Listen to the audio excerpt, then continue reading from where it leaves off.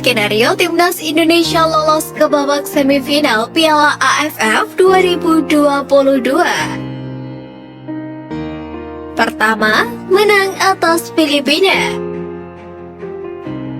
Kemenangan dipastikan membuat Indonesia lolos ke semifinal Piala AFF 2022.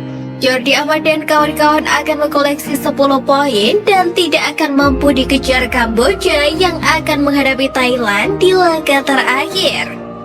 Indonesia tinggal berusaha memastikan posisi juara grup A untuk mendapatkan lawan yang lebih ringan di semifinal Piala AFF 2022. Dengan asumsi Thailand menang melawan Kamboja, maka Indonesia akan duel selisih gol melawan Gajah Perang untuk menentukan posisi pemuncak klasemen. Kedua, seri lawan Filipina. Hasil imbang melawan Filipina juga membuat timnas Indonesia dipastikan lolos ke semifinal Piala AFF 2022. Pertemuan Thailand versus Kamboja di laga terakhir menguntungkan posisi Indonesia di klasemen. Tambahan 1 poin atau imbang melawan Filipina membuat Indonesia dipastikan menjadi runner-up grup B apapun hasil Thailand versus Kamboja di laga lainnya.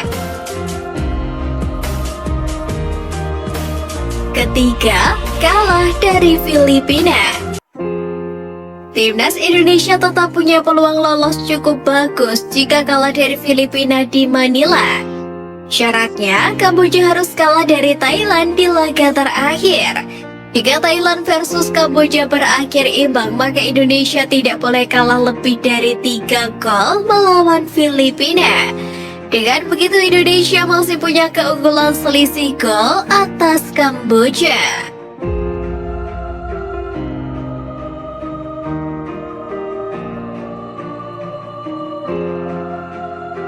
Evaluasi timnas Indonesia usai gagal kalahkan Thailand.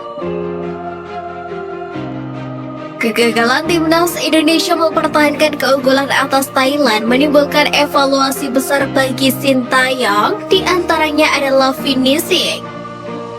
Finishing menjadi masalah utama yang harus diselesaikan oleh para pemain timnas Indonesia, berkaca pada beberapa kesempatan emas yang terbuang. Momen pertama terjadi pada Egy dan Witan yang gagal memanfaatkan one-on-one dengan kiper Kamboja di laga perdana. Kedua, melawan Brunei, Hansa Muyama gagal menjebloskan bola ke gawang lawan padahal hanya berjarak kurang dari 1 meter.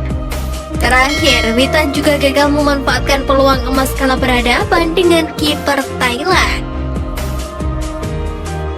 Passing juga menjadi salah satu yang harus diperbaiki skuad asuhan Sintayong. Kesalahan dalam melakukan umpan pendek menjadi biang kerok terciptanya gol penyama kedudukan Thailand yang dicetak oleh Sarah Yuyen. Passing Asnawi ke pemain bertahan Indonesia menjadi pemicunya. Bola berhasil direbut lawan dan sempat terjadi kemelut di depan gawang skuad Garuda.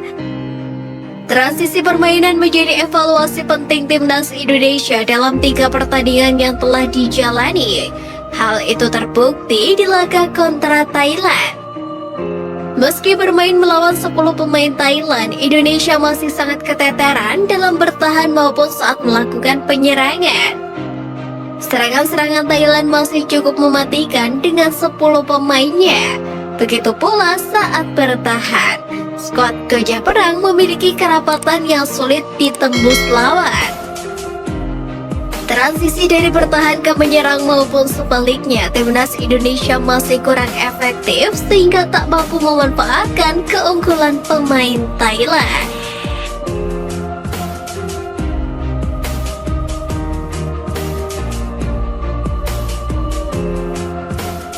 Media Korea Selatan kasihani Sintayong. Kegagalan Witan Sulaiman mencetak gol di depan gawang kosong ketika timnas Indonesia menghadapi Thailand mengundang perhatian media Korea Selatan, Nate News.